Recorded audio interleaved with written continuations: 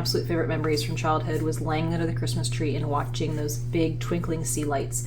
And this soap is going to be kind of a dedication to that. So I have a bunch of different colors here. I'm going to do some swirls.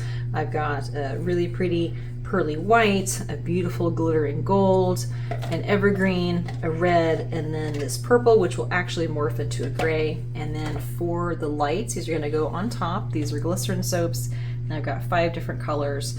Look at that, isn't that beautiful? Now with these being glycerin soap, they are going to get some glycerin dew on them, which it's humid today and they already are. So once I place them, I'll just let them do their thing. And then when it gets closer to cure, I'll go ahead and wipe off that glycerin dew and it'll be ready to go. So for this batch, I'm going to be doing probably a 1-pot wonder, and where I'll mix my different colors, pour them back into my big pot, pour them into my mold. I'm using my long mold that my husband made for me, and then do some hanger swirls in there. So I'm excited to see how this turns out. Let's go ahead and get started.